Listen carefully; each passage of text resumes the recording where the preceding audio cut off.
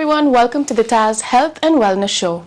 Now, we've all had headaches of some sort at some point in our lives, but we do choose to ignore it, or we pop an aspirin or a Panadol and go about our daily lives.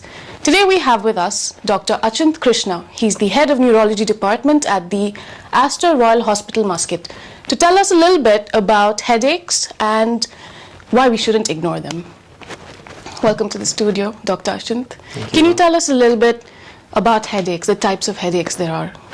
Okay, thank you for the welcome. Glad to be on the show. So headaches, as everybody knows, is everybody at some point in time will experience an headache. The question comes as to whether that headache is significant enough for you to actually come to and meet the doctor. Most headaches may last for a few hours. It could be because of some stress. It could be because of lack of sleep. So these things are common. So when does headache become an emergency? That's a very important thing. Headache could be a sign of stroke. That is the most important thing that I would like to tell. So a headache which is like the worst headache in your life, you feel that is what has come, then you immediately need to rush to the emergency, and because that could be a stroke, so something called as a subarachnoid hemorrhage. That is coming to one thing. Leaving emergencies aside, the most common headaches that come to us are mainly migraine headaches, tension type headaches, more unusually something called as cluster headaches. Headaches could mostly also be because of sinusitis, so that's another area in itself. Coming to the neurological causes of headache, migraine is quite prevalent, especially in the Middle East. Among the local and the expat population, I get a mix of both patients to my clinic. The thing with migraine headaches is there are a lot of triggers for migraine. So the migraine triggers are something which everybody should know, most commonly being stress, lack of sleep being another one. So these are common for both migraine and normal headaches. And dark chocolate, which is a very important point. A lot of dark chocolate, because dark chocolate contains caffeine. So caffeine is like a double-edged sword. Small amounts of caffeine can help you decrease your headache, but in excess it can exacerbate your headaches, and long use of caffeine can cause worsening of headaches. So dark chocolate, red wine is a very common trigger for headache. One more thing is, sometimes to some people it could be cheese or mayonnaise itself which could be triggering the headache. So these are things which you have to keep in mind. So each person, the trigger may be different. For some people it is even as simple as perfume. So some specific smell that itself will trigger a headache for many people. So each one has to, ideally, if you are having a headache for a long time, we advise them to keep a headache diary and jot down when they are getting the headache and try to correlate whether according to the time as to what those headaches could have been triggered by. So these are some basic things about headache. So coming to next, migraine headaches. So migraine headaches are very specific. They usually have either come with an aura.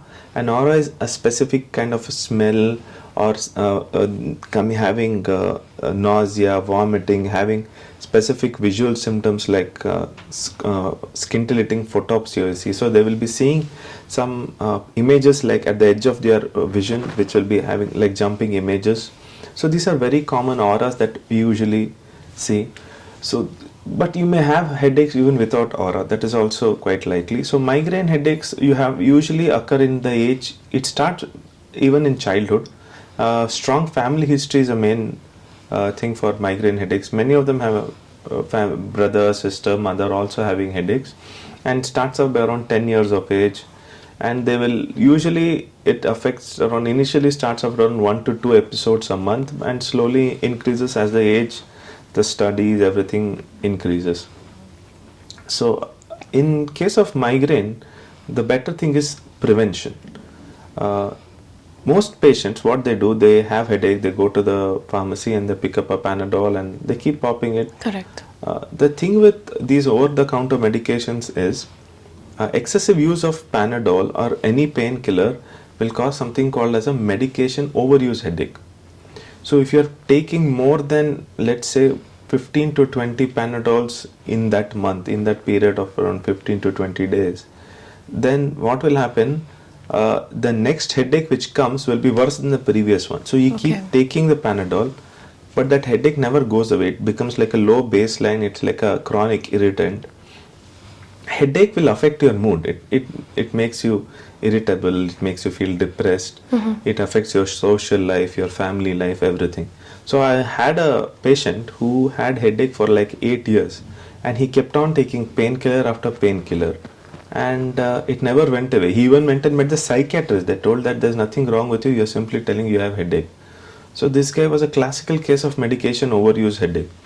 So medications, unless under proper supervision, are dangerous. So Panadol is something here also where you will get it even in Lulu, for example.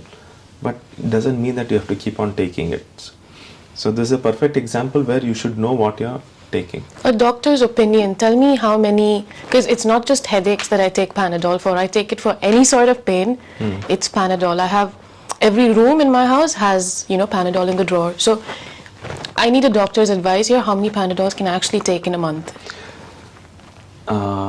See, over like 24 hours period, 8 grams of paracetamol is a toxic dose. So excessive use of Panadol continuously is bad for the liver. Okay. So if your whatever condition that is requiring your Panadol is not gone in 3 to 5 days, that means you definitely need to meet a doctor. Panadol is a good medicine, but it is not the strongest of the painkillers. Correct. And you have to get to the root cause as to why you're needing it. Painkillers in themselves are not the treatment for migraine. So migraine has two things. One is prevention and then treatment. I usually liken it to, you have a country, the army is stationed at the borders of the country. The job of the army is not to daily fight. It is to prevent fights from happening. It's a deterrence. Yes. You have to deter an attack. Similarly, you have to have medications which you have to take daily to deter this migraine attack. So that is more important.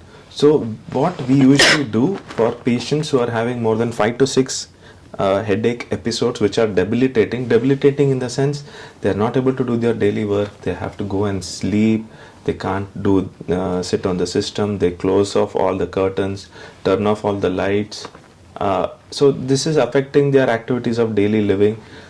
And most of the migraineurs are usually in the age group of 20 to 40. So this is when you're most productive. Yeah. So these patients who are having more than 5 to 6 episodes, we put them on prophylactic medications daily. So they have to take a tablet daily. And these tablets are usually not painkillers. They are specifically designed for treatment of migraine. They are usually a milder dose of an anti-epileptic. So these help to prevent these headache attacks. So we tailor these drugs according to the individual, according to their gender also. Some drugs may suit a male, may not suit a female, and vice versa. So this is where you need to come in. So if you're having headache which is lasting longer, which is affecting you, then you definitely need to meet a professional and seek help. Because right now there are multiple drugs available which will help you overcome this condition. There are many new injections which have come into the market, which are also available here in Oman. There's a injection called Erinumab, which has been approved by the local health ministry.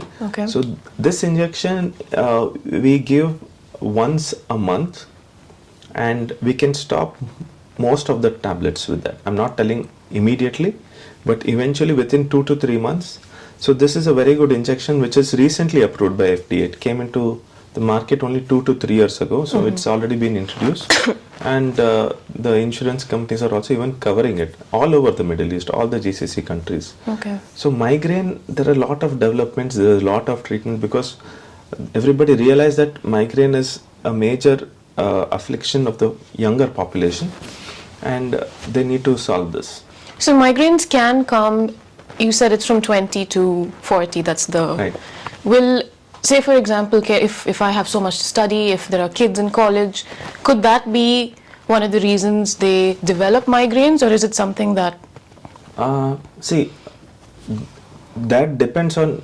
The headaches of migraine would have already occurred by then. I mean, it is very rare that I see a person like in mid-30s starting to have a migraine. If a person who's coming to me like 33, 34, 35, yes, I will think of migraine, but that would not always be my first diagnosis. I have to think, is there something else What could be the other cause of, say, someone in their 30s, he starts getting prolonged headaches? What would be the reason for that? See, first thing I would like to check in patient who has headache is check their blood pressure, especially once in their 30s. The chances of hypertension start increasing with each decade. So that is the first thing that I will think of. If everything is normal, then for migraine, there is no reason actually to do a scan.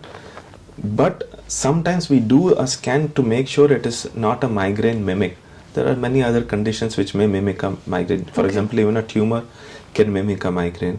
So it could be something even more serious. Yes. That's a very good question. There's one important thing I would like to tell us, especially in females, there is something called as idiopathic intracranial hypertension. So this happens in ladies commonly because of the hormonal imbalance. It does occur in men, but to a much lower extent. So in case of fluctuations of weight, sudden increase in weight, more than 10%, and they start developing headache. So this is a major condition because they start having blurring of vision. They can have giddiness. Then they have a pressure in the ear. These are all signs that the fluid level in the brain has increased. So this actually becomes an emergency. Everybody may pass it off as a migraine unless you meet a trained doctor who is trained to recognize this. One of the signs is they will start have sudden blurring of vision. They will not be able to see properly. They'll start having blackouts. So when they change sit and stand up, you're having blackouts. So that's a major problem because they can lose their vision if they don't relieve this pressure. So the treatment for this will be they'll have to do a lumbar puncture, check the pressure of the fluid and take out the fluid. That is both diagnostic and therapeutic in itself. So I am getting at least 1 to 2 cases of this per month here in Oman. With the women? It's mainly women. Okay, and this is because of the weight gain and hormonal imbalances. That's quite scary because I was just telling you, I go on like crash diets, I do this because I remember even for me. It's usually weight loss is not a problem. It's weight gain that becomes a sudden weight gain. Or let's say over 3 months of 10 to 15%. And this weight gain, is it because, you know, I know a lot of my friends, they, for some medical reasons, they gain weight like that. You know, I think it's, what do you call it, thyroid or something? Hypothyroidism. So they gain weight. Do you think these are also the potential? Well, see, it won't happen to everybody, but if you have gained weight and you're experiencing symptoms of intractable headache, which is not responding to medication. So, see, the thing for this is only 2 ways to diagnose this. One is a MRI scan and a ophthalmologist perimetry examination where they'll check your visual field. If there's a deficit in the visual field, then you can say for certain that this is almost likely a IIH. But the only way to diagnose it is again put the needle and check whether the pressure is raised or not. So usually once they put the needle, these ladies, they will experience immediate relief. As soon as the fluid pressure, it's like, imagine the head is like a balloon and fluid is filling up. You have to drain it, then the turgor of the brain becomes less and the headache improves. And doctor, finally, what advice, when it comes to headaches, what advice can you give all of us? Okay, so headaches, you should understand, the most important thing is a change in the intensity, the frequency of headache should make you come to the doctor. Even if you have a migraine, if suppose you should not pass off every headache as migraine headache. Sometimes that headache may be something more serious. So one more important point is a patient with migraine have a higher risk of stroke, because migraine itself usually it is because of a change in the vasculature. It occurs because of some vasospasm. So they are always at higher risk of stroke. There is even something called as a familial hemiplegic migraine. I had one more lady who came recently, her daughter she had bought. This person also has history of migraine running in the family. There was history of cardiovascular disease in the family, and one of the person had headaches, and one of the ladies expired at a young age, under 40 years of age, and she had long-standing headaches. So headache has to be treated. A major misconception among a lot of people is, I have migraine, I should not take medicines. That's not the case. You know, continued headaches increases the inflammation. It is an inflammatory process which is going on, which needs to be suppressed. Continuation of headache is affecting not just your life, it is affecting your health also. And we have good medicines now. It is better you take them and, you know, carry on with your day-to-day life.